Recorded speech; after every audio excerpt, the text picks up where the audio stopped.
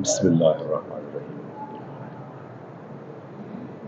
مالک یوم الدین صراط المستقیم غیر المغضوب علیہم ولا الضالین بسم اللہ بسم اللہ الرحمن الرحیم اللهم صل علی محمد وعلى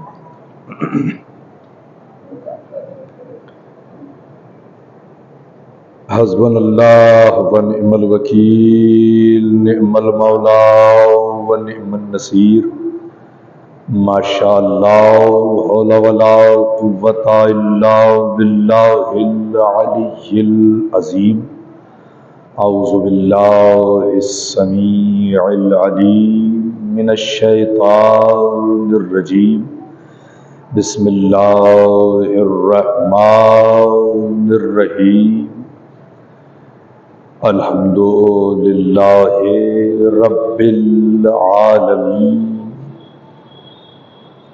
والجنۃ للمؤمنین والمتقین والصالحین والجہنم للکافرین والمنافقین والمشرکین ثم الصلاة والسلام علی نبی الکریم محبوب رب المشرقین والمغربین جد الحسن والحسین ابی الزہراء و ابی القاسم محمد وعلى أهل بيته الطيبين الطاهرين معصومين المظلومين منتخبين المنتجبين ولعنة الله على أعدائهم ومنكر فضائلهم ومصائبهم وحقوقهم أجمعين من الآن إلى قيام يوم الدين اما بعد فقد قال اللہ حق سبحانہ وتعالی فی محکم کتابہ الکریم والفرقان الحمید وهو اصدق الصادقین وقولہ الحق بالحق بسم اللہ الرحمن الرحیم قل لا اسألكم علیہ اجرا الا المودۃ فی القربى صلوات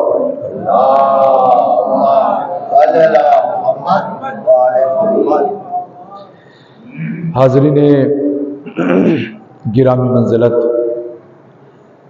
سامعین ایمان و بصیرت، عزاداران امام مظلوم کربلا، ماتم داران سرکار غریب نینوا، یہ اس وقت کی مجلس عزا آپ حضرات کی بارگاہ میں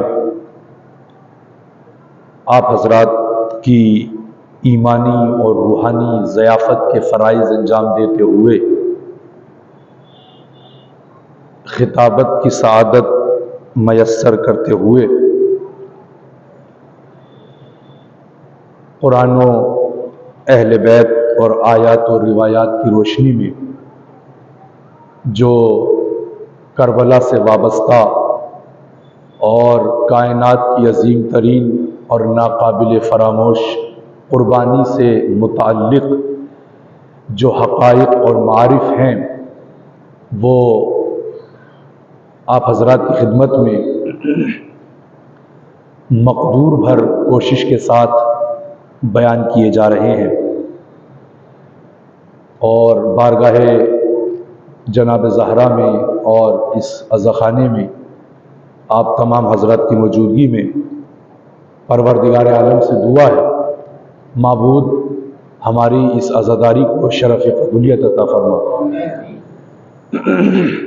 امام زمانہ کی سلامتی کے لیے، اپنی سلامتی کے لیے مل کے بآواز بلند صلوات پڑھیں۔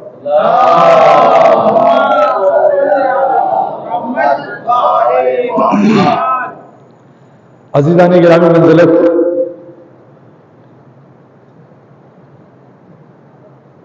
اس وقت کی گفتگو کے لیے میں نے جہاں کل گفتگو چھوڑی تھی چاہتا ہوں کہ وہیں سے گفتگو کا آغاز ہو، جہاں واقعہ کربلا کے بعد یزید پلید کے دربار میں جب علی کی بیٹی نہج البلاغہ بن کے بولی تو یزید کے دربار میں یزید کے رخسار پر ایسا زوردار تماچا لگایا کہ یزید کے بعد اس کا بیٹا بھی تخت خلافت پہ نہ بیٹھ سکا،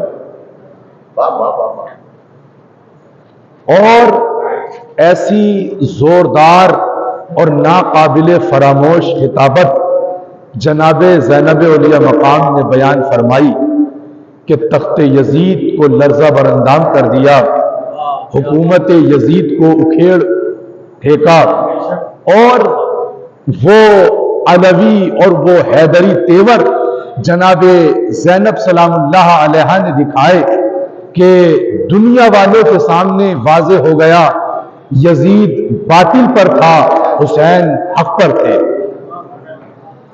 اتنا ہی نہیں، جہاں جناب زینب سلام اللہ علیہا نے بہت ساری گفتگو فرمائی، بہت سارے جملے خطبے کی صورت میں ارشاد فرمائے، جب یزید نے جناب زینب سے کہا کہ زینب تم نے دیکھا نہیں تمہارے رب نے تمہارے ساتھ کیا سلوک کیا ہے، تو عزیزان گرامی وہ یزید جو اپنے ظلم کو اللہ کی مصلحت اور اللہ کی مشیت بتا رہا تھا اور اپنے ظلم و استکبار کو اللہ کی طرف منسوب کر رہا تھا، عزیزان گرامی ایسی منزل پر کوئی نہیں تھا جو جناب زینب سے بہتر اور جناب زینب سے بڑھ کر خوبصورت کلام کرے اور یزید کو خاموش کرے، بلکہ یزیدیت کو ہمیشہ کے لیے گونگا کر دے۔ عزیزان گرامی وہی کام جو علی نے کیا تھا، علی کی بیٹی کے دربار میں علی بن کے کیا، نہج البلاغہ کی زبان ہو کر کیا، اور وہ اس انداز سے کیا کہ یزید تو یہ کہہ رہا ہے کہ ہمارے پروردگار نے ہمارے ساتھ کیا کیا، ارے ہمارا پروردگار تو جو کچھ بھی کرتا ہے وہ اچھا کرتا ہے، وہ بہتر کرتا ہے، مگر اگر تو نے بات کربلا کی ہے تو یاد رکھ ما رأیت الا جمیلا، میں نے کربلا میں خوبصورتی کے علاوہ کچھ بھی نہیں دیکھا۔ ایک صلوات پڑھیں مل کر محمد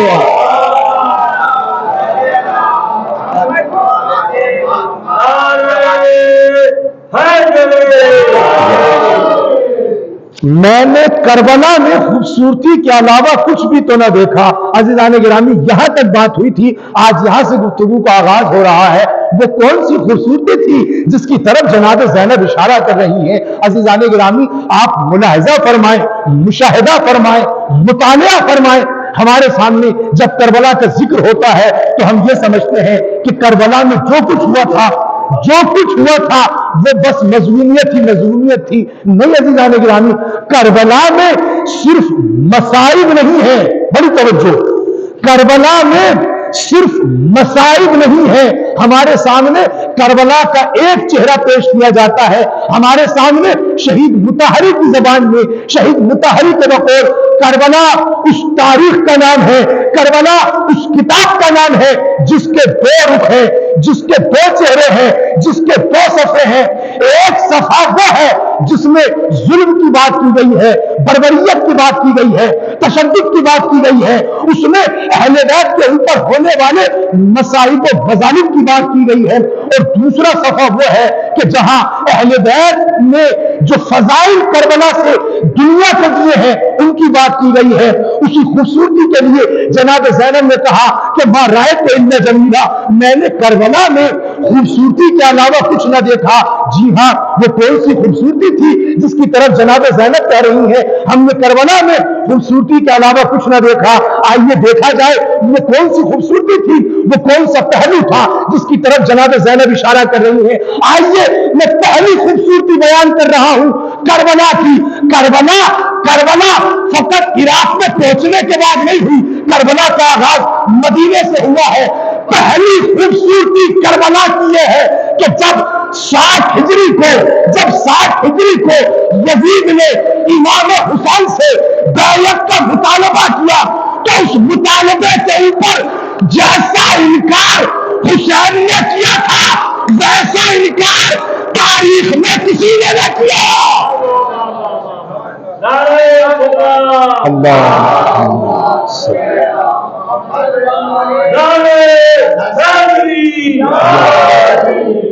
جیسا انکار پہلی خوبصورتی کربلا کی بیعت کے اوپر, سوال بیعت کے اوپر انکار تو بہت ہوئے, مگر جیسا انکار حسین نے کیا ویسا انکار کسی نے نہ کیا.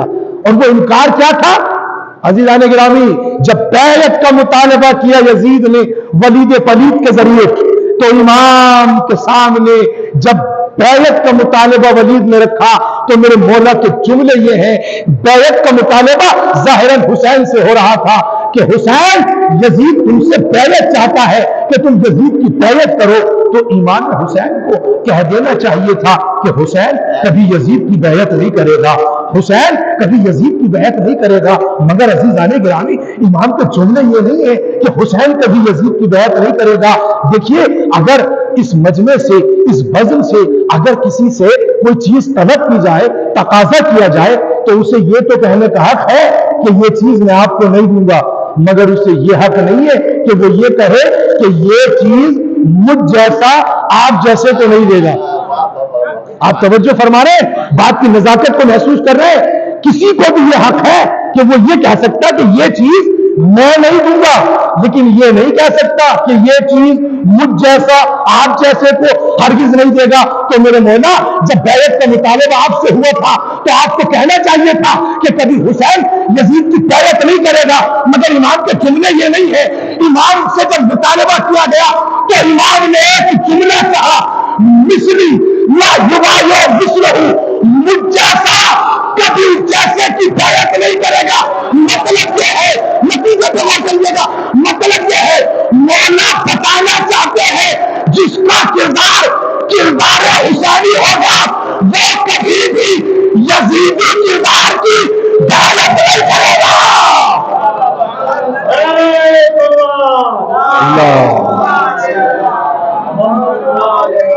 مجھے فرما رہے سلامت ہے.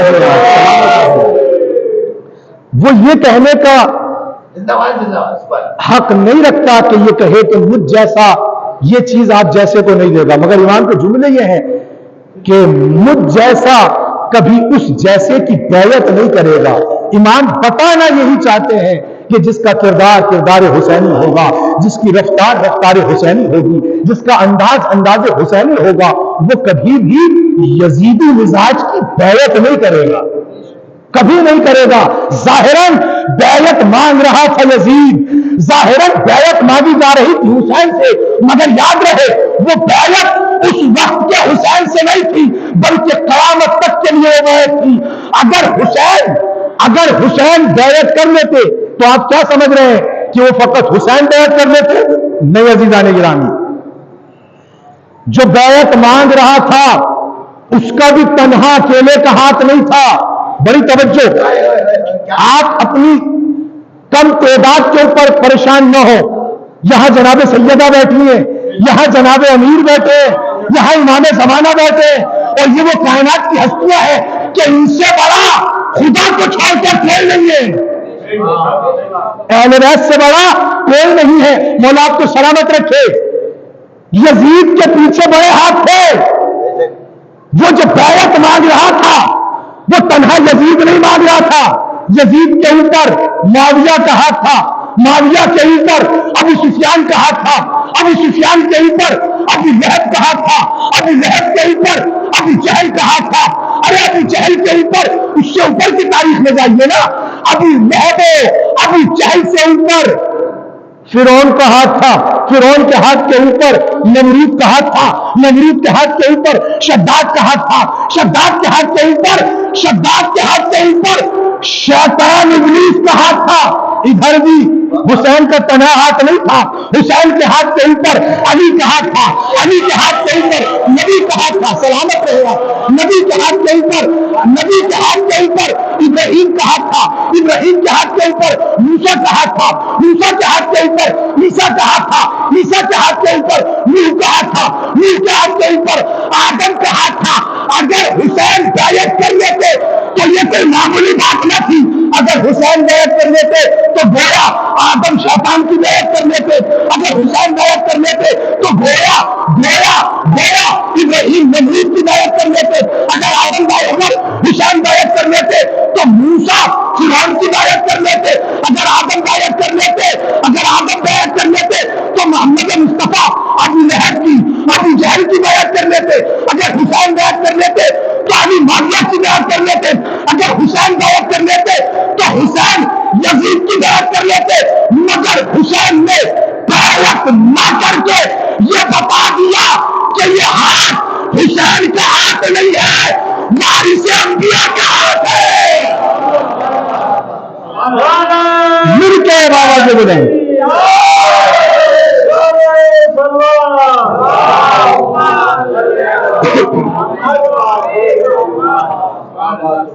لہذا حسین نے بیعت نہ کر کے یہ بتایا کہ یہ جو ہاتھ ہے نا، جو یزید کی بیعت نہیں کر رہا ہے، یہ تنہا حسین کا ہاتھ نہیں ہے، یہ وارث انبیاء کا ہاتھ ہے۔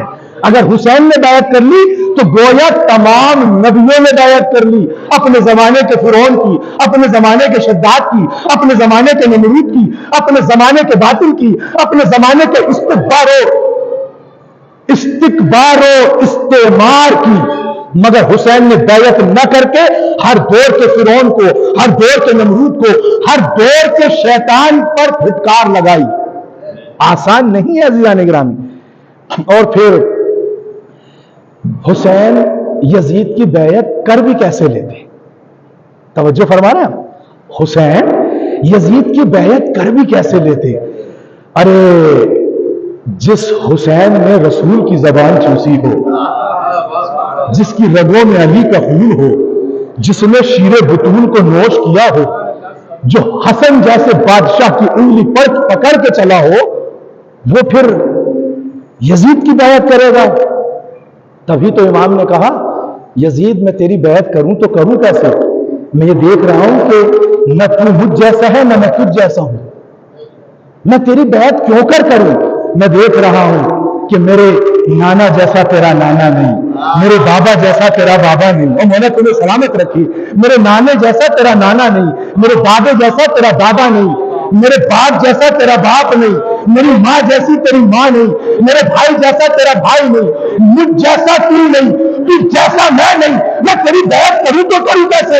ارے میرا نانا تو وہ ہے جو نبیوں کے سردار ہے، میرا بابا تو وہ ہے جو ولیوں کے سردار ہے، میری ماں تو وہ ہے جو آنکھوں کی سردار ہے، میرا بھیا تو وہ ہے جو جوانان جنت کے سردار ہے، اور تو وہ ہے، تو وہ ہے، تو وہ ہے۔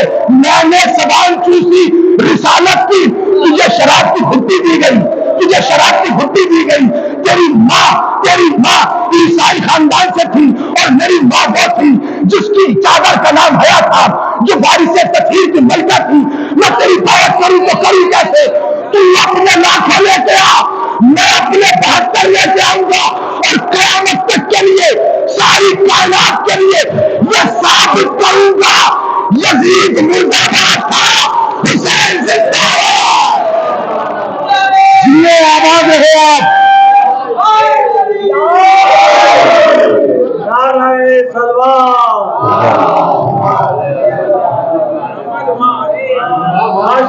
میں بلا مولا سلامت رکھے آپ کو، آپ آباد رہے، آپ شاد و آباد رہے، جیے آپ۔ میں تیری بیعت کروں تو کروں کیسے؟ آسان نہیں ہے عزیزان گرامی، مجھ جیسا تجھ جیسے کی بیعت نہیں کرے گا۔ اور مجھے یہاں پر علامہ شبلی نعمانی کا جملہ یاد آ رہا ہے، اور ان کے ساتھ ساتھ اہل سنت کے بہت بڑے عالم ہیں، بستی افغانپور میں میں ان کا یہ جملہ پیش کر رہا ہوں، توجہ فرمائیے گا۔ علامہ ابو الاعلیٰ مودودی اہل سنت کے اندر ایک بہت بڑا مورخ ہے، ایک بہت بڑا نام ہے. آپ گوگل پہ، ویکیپیڈیا پہ اور جتنے بھی انٹرنیٹ کے براؤزرز ہیں آپ ان پہ سرچ کریں، تلاش کریں، دیکھیں آپ ایان گرامی مولانا ابو الاعلیٰ مودودی بہت بڑا نام ہے. جیسے آپ کے امام خمینی ہے، جیسے آپ کے آیت اللہ سیستانی ہے، اہل سنت میں بہت بڑا نام ہے مولانا ابو الاعلیٰ مودودی کا. ان کا جملہ دیکھیں گے آپ اس موضوع کے مناسبت سے. وہ کہتے ہیں کہ ایک سوال کیا گیا، انہوں نے اس سوال کو زیر سوال کر دیا. بے توجہ فرمائیے گا، انہوں نے اس سوال کو زیر سوال کر دیا گیا. انہوں نے کہا کہ سوال یہ کیا جاتا ہے، بڑی توجہ، سوال یہ کیا جاتا ہے کہ جب سب نے یزید کی بیعت کرنی تھی تو حسین نے کیوں نہیں کی؟ کیا بات ہے، محسوس کیجئے گا بھائی. جب سب نے یزید کی بیعت کرنی تھی تو پھر حسین نے یزید کی بیعت کیوں نہیں کی؟ مولانا ابو الاعلیٰ مودودی نے کہا کہ یہ سوال غلط ہے. سوال ایسے کرو کہ جب یزید کی بیعت حسین نے نہیں کی تھی تو باقی سب نے کیوں کی؟ صلوات پڑھیں محمد سمجھ آئے؟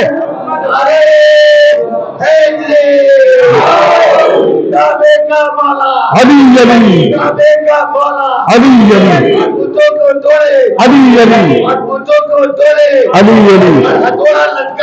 علی علی اللہ آپ کو سلامت رکھے. ایک پاکستان میں ایک عالم ہے بڑے میاں کے، ان کے چچا بزرگوار کے نعروں پر مجھے جملہ یاد آ رہا ہے. چونکہ اہل سنت کے بہت بڑے عالم کا میں نے ابھی ذکر کیا ہے مولانا ابو الاعلیٰ مودودی کے، تو ایک اور بہت بڑے شیخ الاسلام کہے جاتے ہیں مولانا ڈاکٹر طاہر القادری صاحب. نام سنا ہے؟ یقیناً سنا ہے. بہت بڑا نام ہے ادب کی دنیا میں، خطابت کی دنیا میں، تاریخ کی دنیا میں. ڈاکٹر طاہر القادری صاحب کا بہت بڑا نام ہے. اور ان کا یہ جملہ پڑھنے کا ہرگز یہ مطلب نہیں ہے کہ ان کے سارے نظریات سے ہم متفق ہیں، ایسا نہیں ہے. مگر ان کا یہ خوبصورت جملہ ہے. چچا میں آپ کی نظر کر رہا ہوں اس جملے کو، مولا آپ کو سلامت رکھے.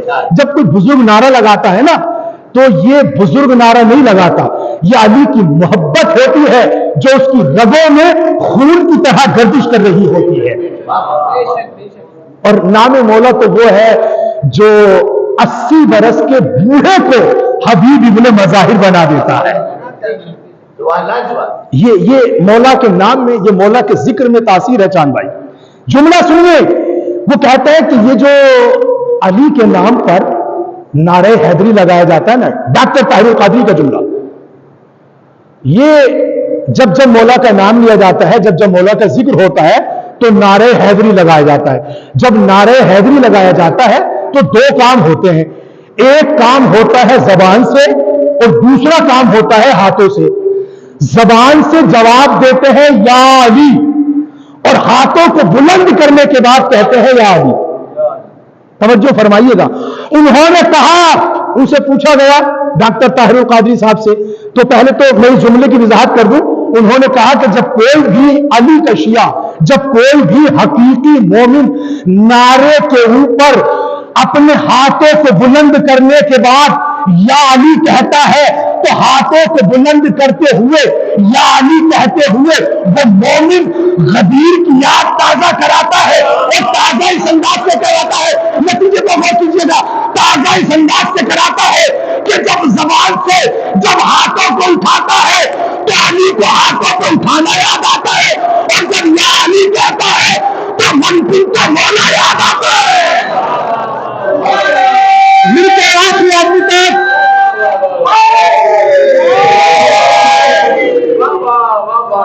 سلامت رہے آپ، آباد رہے آپ.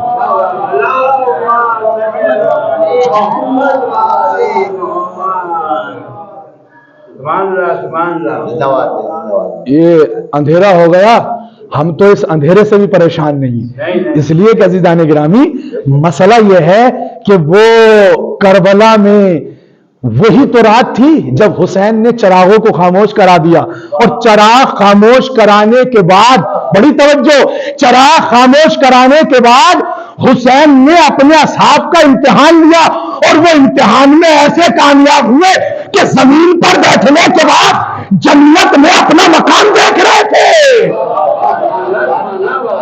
وہ ایسے امتحان میں کامیاب ہوئے. یہ اندھیرا ہی تو ہے, اسی اندھیرے سے حر بن کے نکلتا ہے, اسی اندھیرے سے ابن اوسجا بن کے نکلتا ہے. ہمارا تو اندھیرے بھی مقدر چمکاتے ہیں, اس لیے کہ ہم بلال کے ماننے والے ہیں. ایک صلوات پڑھیں مل کر محمد والے.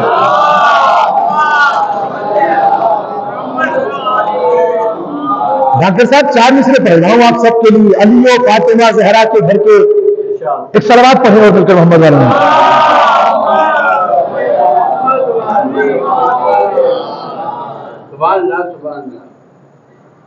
ایک اور صلوات پڑھیں.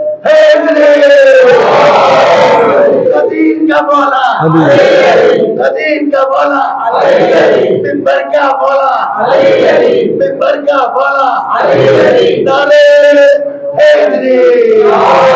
وہ آپ کے نعرے سے مجھے مصرے یاد ہے. علی و فاطمہ کے گھر کے جتنے بھی جیالے ہیں, محسوس کیجئے گا بھی اندھیرا ہوا تھا کچھ لمحوں کے لیے, اب میں اندھیرے سے روشنی تک لے کر جا رہا ہوں آپ کو. علی و فاطمہ کے گھر کے جتنے بھی جیالے ہیں, حبش کی شاہزادی حضرت فضہ کے پالے ہیں. اغوان پور کی ایک تاریخ ہے جو ادب کی دھرتی ہے, علم کی بستی ہے. یہاں زبان کو سمجھا جاتا ہے, یہاں لفظوں کی قدردانی کی جاتی ہے. محسوس کیجئے گا علی و فاطمہ کے گھر کے جتنے بھی جیالے ہیں, یہ جو میں نے آپ کی بستی کے حوالے سے اسٹیٹمنٹ لیا ہے, یہ میں نے آپ سے سن کے نہیں, یہ پڑھ کے بتا رہا ہوں میں. علی و فاطمہ کے گھر کے جتنے بھی جیالے ہیں, حبش کی شاہزادی حضرت فضہ کے پالے ہیں. بلال و جون ہو, کمبل ہو, یا پھر حضرت فضہ, یہ یہی وہ کالے ہیں کہ جن سے دین کے اندر اجالے ہیں. یہ وہ کالے ہیں جن سے دین کے اندر اجالے ہیں. یہ وہ کالے ہیں جن سے دین کے اندر اجالے ہیں. ایک صلوات پڑھیں گے درمان.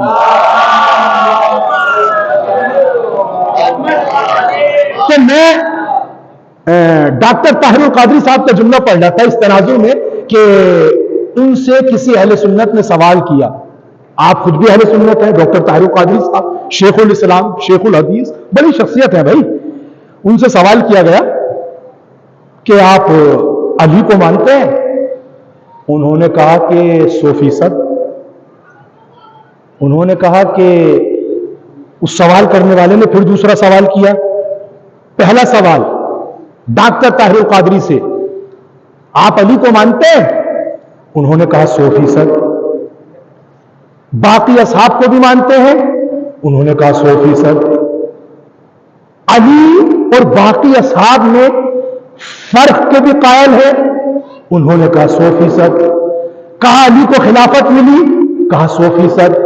باقی اصحاب کے پاس بھی خلافت تھی؟ انہوں نے کہا 100%. انہوں نے کہا علی کی خلافت میں اور باقی اصحاب کی خلافت میں فرق کیا تھا؟ اب وہ فرق میں آپ کے سامنے پڑھ رہا ہوں اور آپ کے چہرے کے آثار دیکھوں گا اور میں یہ محسوس کروں گا کہ زبان آپ کے اختیار میں ہے یا لسان اللہ کے اختیار میں ہے. ان سے پوچھا گیا کہ یہ بتائیے کہ علی کی خلافت میں اور باقی اصحاب کی خلافت میں فرق کیا تھا؟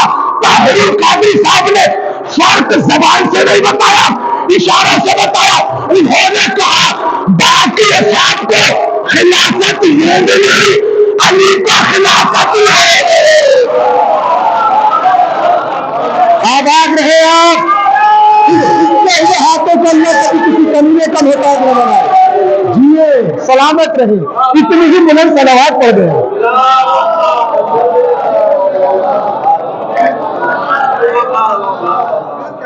توجہ فرما رہے ہیں, یہ خطابت جو تھی وہ پریکٹیکلی خطابت تھی طاہر القادری صاحب کی. سب کو خلافت یوں ملی, علی کو خلافت ہی ملی. اہل سنت کا انداز. تو کربلا کی خوبصورتی یہ ہے جو جناب زینب نے کہا نا کہ ما رائے تو الا جمیلا, میں نے کربلا میں خوبصورتی کے علاوہ کچھ نہیں دیکھا. میں نے کربلا میں جو بھی دیکھا خوبصورتی ہی خوبصورتی دیکھی. بس ایک بات بڑی تیزی کے ساتھ بیان کر رہا ہوں, ربط مصائب ہو جاؤں گا, مولا تمہیں سلامت رکھے. کربلا میں خوبصورتی کے علاوہ کچھ نہ دیکھا. وہ خوبصورتی کیا تھی؟ آج ایک خوبصورتی بیان کر رہا ہوں. وہ خوبصورتی یہ تھی کہ بیعت کے مطالبے پر جیسا انکار حسین نے کیا ویسا انکار کسی نے نہ کیا۔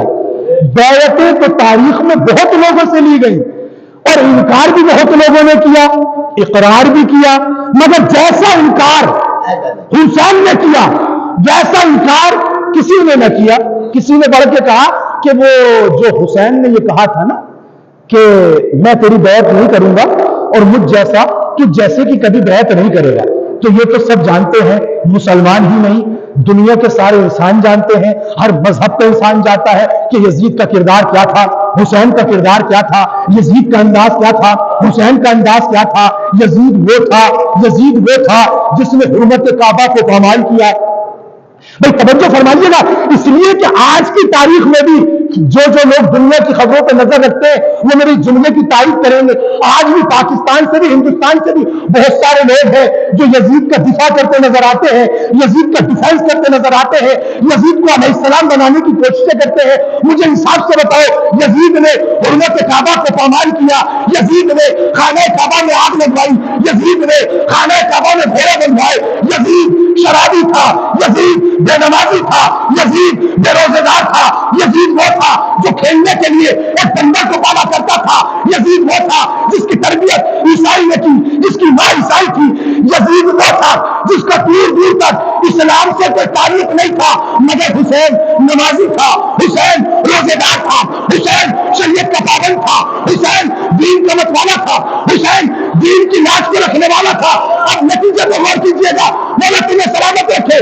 مجھے انصاف سے بتاؤ، اگر آج کی تاریخ میں مولا نے جو جملہ کہا مجھ جیسا کبھی تجھ جیسے کی بیعت نہیں کرے گا، مطلب یہ ہے کہ اگر زبان سے کوئی بھی اپنے آپ کو حسینی کہہ رہا ہے مگر اس کا عمل یزید والا ہے تو وہ حسینی نہیں ہے۔ بھائی نتیجہ یہ ہے کہ اگر کوئی بھی کہیں بھی نمازی ہے تو وہ حسینی ہے، چاہے کہیں بھی ہو، اور کوئی شرابی ہے وہ یزیدی ہے، چاہے یہی کیوں نہ ہو۔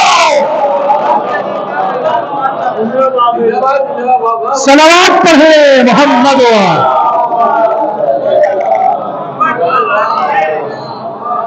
امام نے ایک دستور بتایا ہے، ہر نمازی حسینی ہے چاہے کہیں بھی ہو، ہر شرابی یزیدی ہے چاہے یہی کیوں نہ ہو،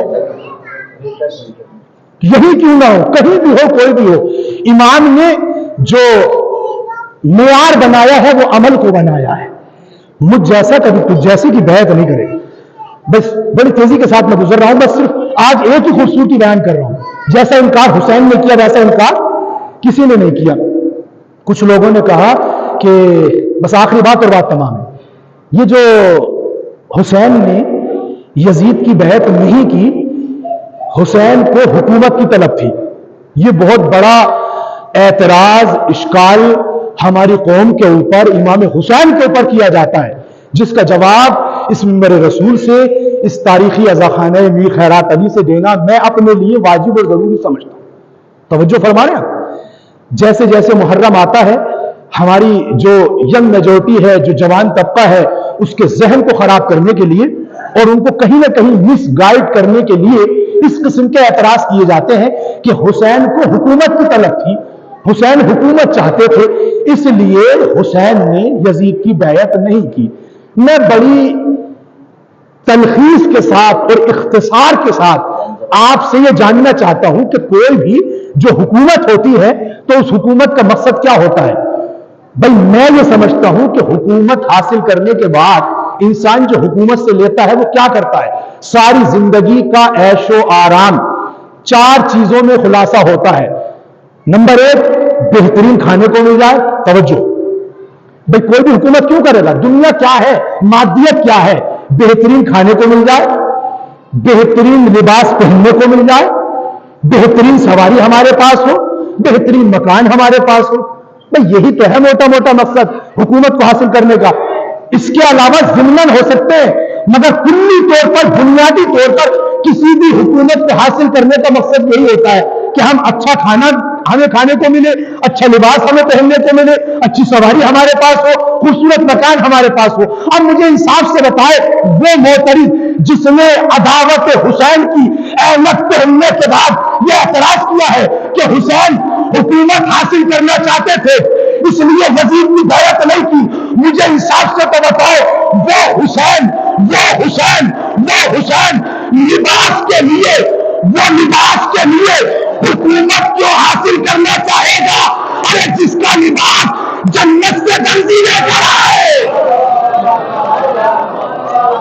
توجہ فرما رہے ہیں، وہ حسین لباس کے لیے حکومت کیوں حاصل کرنا چاہے گا جس کا لباس رضوان جنا عید کے دن رضوان بن کے نہیں، حسین کا درزی بن کے لے کر آئے اور ادب کے ساتھ حسین کی دہلیز پر سجدہ ریز ہوتے ہوئے کہے انا خیاط الحسنین، میں حسنین کا درزی ہوں۔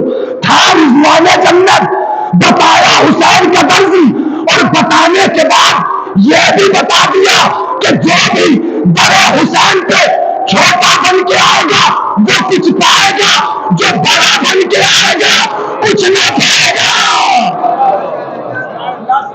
صلوات پڑھے محمد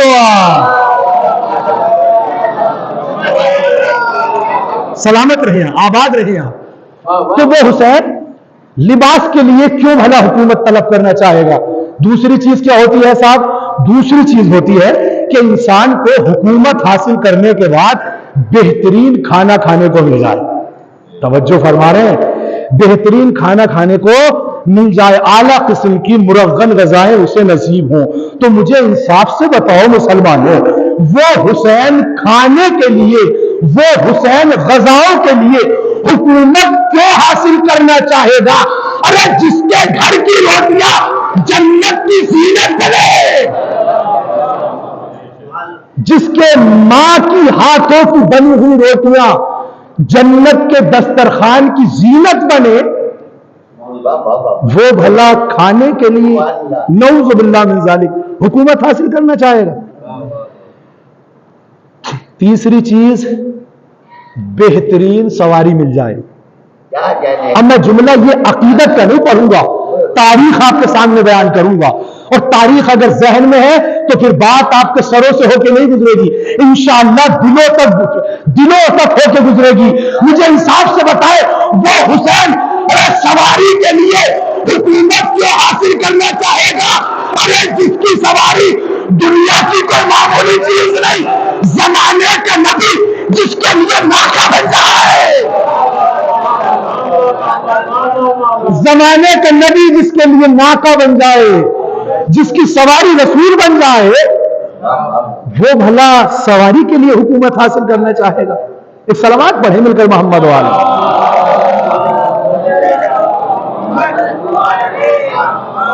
تو حسین نے کھانے کے لیے حکومت نہیں چاہی، حسین نے لباس کے لیے حکومت نہیں چاہی، حسین نے سواری کے لیے حکومت۔ آخری چیز، حکومت حاصل کرنے کے بعد کوئی بھی یہ چاہتا ہے کہ بہترین مکان میں رہنے کو مل جائے۔ سلامت رہے، آخری بات ہے اور اسی بات کے اوپر بات تمام ہے۔ بہترین مکان میں رہنا نصیب ہو، اس لیے انسان چاہتا ہے کہ حکومت حاصل کرے۔ مجھے انصاف سے بتائے وہ حسین حکومت کے لیے، وہ انسان حکومت کے لیے، وہ حسین جیسا عظیم انسان ارے مکان کے لیے حکومت کیوں حاصل کرنا چاہے گا جس کا مکان دنیا نہیں جنت ہو، اور جنت میں جنتی بن کے نہیں جوانوں کا سردار بن کے رہے۔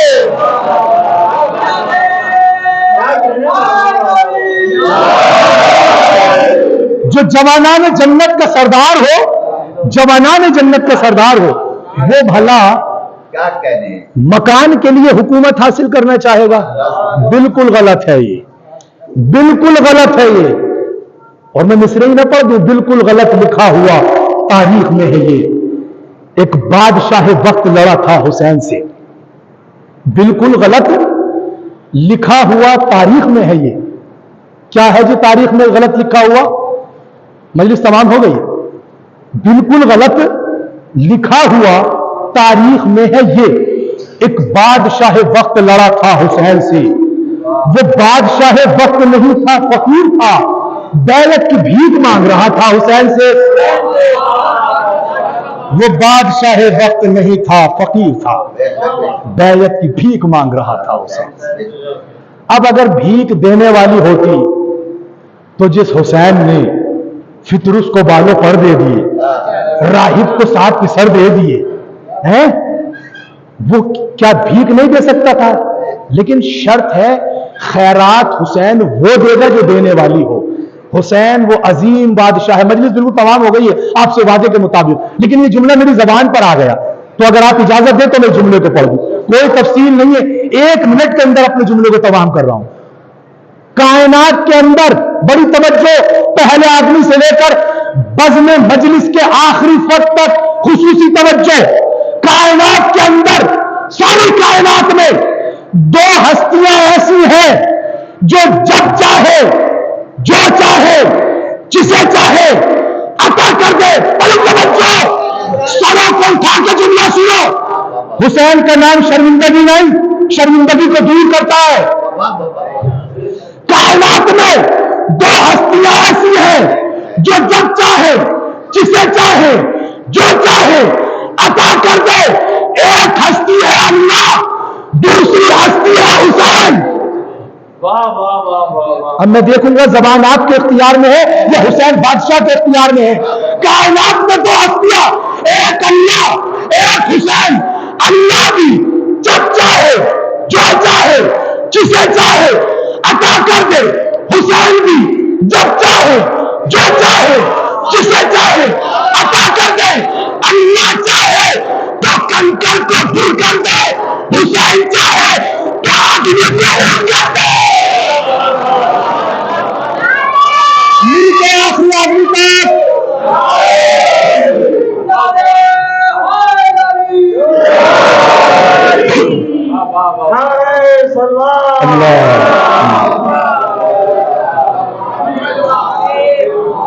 اللہ چاہے تو کنکر کو دور بنا دے، حسین چاہے تو آدمی کو حر بنا دے۔ شرط ہے خلوص و عقیدت کے ساتھ کارخانے حسین میں آنے کی۔ اگر تہذیب سے آؤ گے نا حسین کے آستانے پر تو حسین کیا نہیں بنا سکتا؟ جو ایک شب میں حر کو علیہ السلام بنا دے وہ سادات کو کیا نہیں بنا سکتا؟ مگر شرط ہے ایمان کی، عمل کی، تقوی کی، خلوص کی، نیت کی۔ یہاں تہذیب سے آنا ہے، اکڑ کے نہیں آنا، بن کے نہیں آنا۔ یہ حسین کی دہلیز ہے، یہاں کے آداب ہیں۔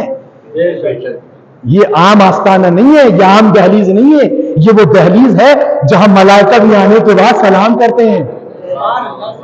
بہرحال بس میں انہی لفظوں کے اوپر آج اپنی بات کو تمام کرتا ہوں۔ آج 3 محرم الحرام تھی اور 4 محرم کی شب لگ گئی ہے۔ ظاہر ہے چونکہ مجلس مکمل نہیں ہوتی جب تک علی اور اولاد علی کا ذکر نہ ہو، لیکن اس کے باوجود مصائب اہل بیت مال مجلس ہے، اصل مجلس ہے مصائب کربلا۔ آپ رونے کے لیے آمادہ بیٹھے ہیں اور یہ حسین کی ایسی مصیبت ہے عزاداروں جس کے لیے روایتوں میں ملتا ہے کہ اگر کسی کی آنکھوں میں آنسو نہ آئے، جسے کسی کو حسین کی مظلومیت پہ رونا نہ آئے تو وہ اپنے گناہوں کی توبہ کرے، اس لیے کہ حسین کا غم بہت بڑا غم ہے۔ یہ ایسا غم ہے، یہ ایسا غم ہے جن کا تعلق اسلام سے نہیں ہے، جن کا تعلق شیعت سے نہیں ہے۔ اگر ان کا تعلق انسانیت سے ہے تو پتھر دل کو بھی موم بنا دیتا ہے حسین کا۔ عزادارو، کل جو دن گزرا تھا 2 محرم کا، 2 محرم کو حسین وارد کربلا ہوئے تھے، وارد کربلا ہوئے تھے، اور وارد کربلا ہونے کے بعد اپنے خیام کو حسین نے نہر فرات کے کنارے لگا دیا۔ اور آج کی جو یہ تاریخ ہے، آج کی تاریخ میں جب عمر سعد نے دیکھا کہ حسین نے پانی پر قبضہ کر لیا ہے تو عزادارو اس نے حکم دیا کہ فرات کے کنارے سے خیام حسینی کو ہٹوا دیا جائے۔ اگر تصور کریں نا تو قیامت کی کیفیت ہے جو میں بیان کرنے جا رہا ہوں. مصائب تصور ہی کا تو نام ہے، ورنہ تو 1400 سال سے زیادہ کا عرصہ ہو گیا ہے. مگر اللہ اکبر، آج بھی جب ہمارے سامنے کربلا پڑھی جاتی ہے، آج بھی جب ہم کربلا سنتے ہیں تو ہمارا دل رونے کے لیے ایسے تازہ ہو جاتا ہے جیسے حسین نے کل قربانی پیش کی. مولا تمہیں سلامت رکھے، تمہاری صورتیں رونے والی ہو گئی، تمہاری آنکھوں میں آنسو برآمد ہونے لگے. مولا تمہیں کوئی غم نہ دے سوائے غم مظلوم کربلا کے. خوش نصیب ہیں وہ آنکھیں جنہیں حسین کے اوپر رونا آتا ہے.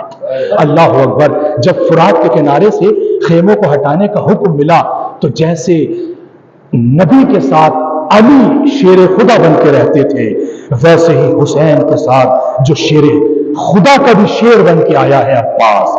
جب معلوم ہوا ہے نا غازی ابو الفضل عباس کو، تو ایک مرتبہ میرے شیر کو، میرے مولا کو غضب آ گیا. چلان کی کیفیت میں غازی عباس نے کہا، ارے کس کی مجال ہے جو عباس کی زندگی میں حسین کے خیموں کو ہاتھ لگا.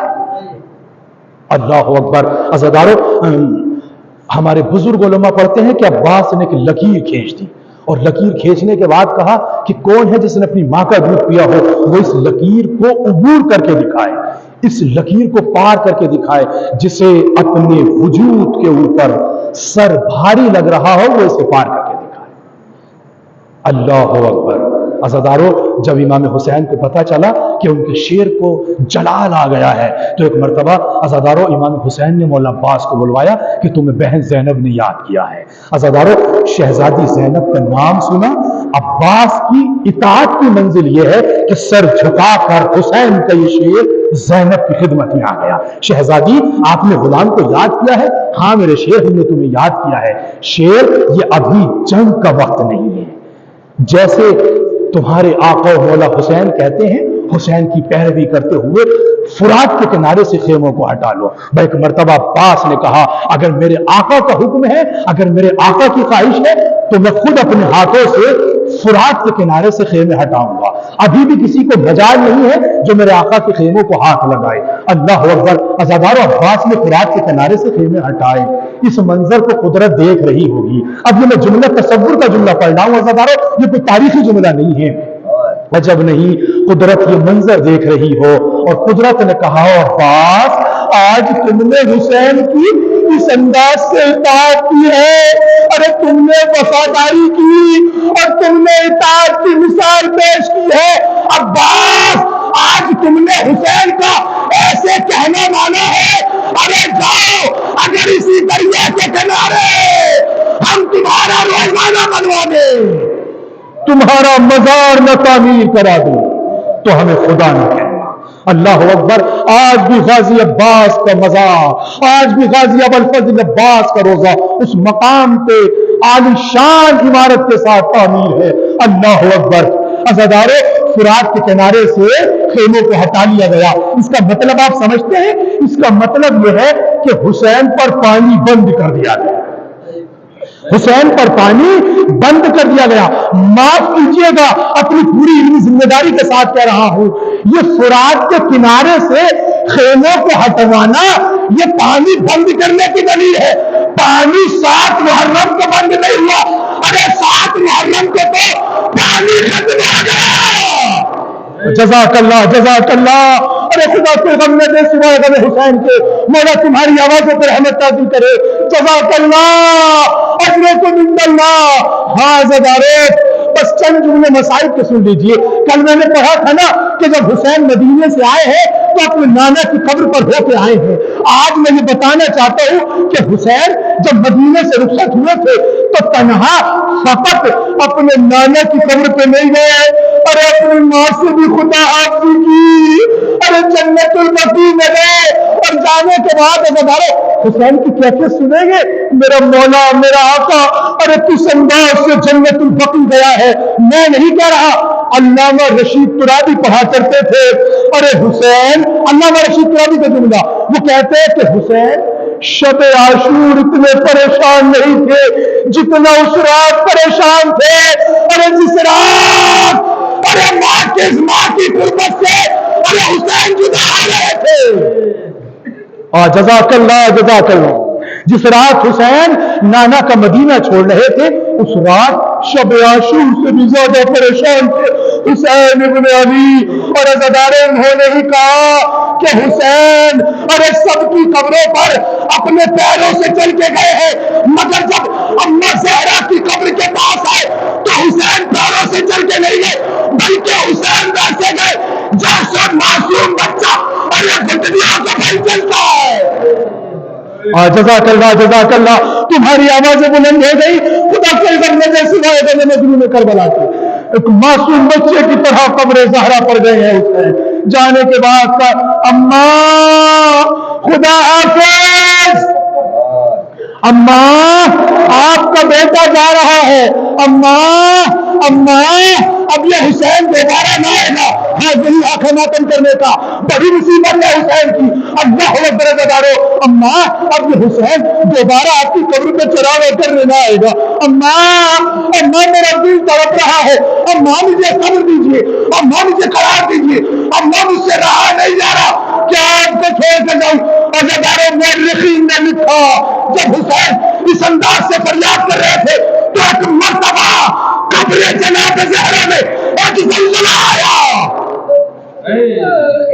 زہرا کی قبر میں بھی زلزلہ آیا اور ایک آواز آئی، میرے لال حسین ارے تو رخصت ہو رہا ہے تو تو کیا سمجھتا ہے، ارے ماں کا دل نہیں تڑپ رہا، میرے لال جا مگر یاد رکھ تیری ماں تجھے تنہا نہ چھوڑے گی۔ عزادارو مسائل تمام کیے میں نے، جس وعدے کو زہرا نے جنت البقیع میں حسین سے کیا تھا اس وعدے کو نبھایا، اور ایسے نبھایا شب عاشور کی پشت خیمہ سے زینب کبریٰ کو کسی بی بی کے رونے کی آواز آئی، حسین کو اپنے نزدیک بلایا، ارے میرے باز آئے کسی بی بی کے رونے کی آواز آ رہی، ایک مرتبہ امام نے کہا اے بہن زینب ارے تم نے پہچانا نہیں، ہماری ماں فاطمہ زہرا مجھے لینے آ گئی ہے، کل کے بعد ہماری ماں شام و کوفہ تک ہمارے ساتھ ساتھ رہے گی، جنت البقیع کا وعدہ نبھائے گی۔ اللہ رحمت اللہ علی القوم الظالمین، سیعلم الذین ظلموا ایا منقلب ینقلبون، الہی بحق زہرا ابیہا و بعلہا و بنوہا، بارہا عزاداروں کی آنکھوں میں آنسو ہے، دعاؤں کی قبولیت کا وقت یہی ہے۔ معبود یہاں جتنے مولا کے عزادار، سرور کے ماتمدار، عباس کے علمدار تشریف فرمائے، سب کی نیک دلی حاجات تمناؤں دلی آرزوؤں کو پورا فرما، ہمیں کوئی غم نہ دے سوائے غم مظلوم کربلا کے۔ میرے معبود ہمیں زندگی میں زیارت حسین اور آخرت میں شفاعت حسین عطا فرما۔ میرے معبود تجھے واسطہ محمد و آل محمد کا ہماری سب سے بڑی اور آخری دعا فرزند زہرا منتقم خون حسین وارث زمین و آسمان حضرت امام زمان کے ظہور میں تعجیل فرما، ہم سب کو امام کے اعوان و انصار میں شمار فرما۔ ربنا تقبل منا انکا انت السمیع العلیم۔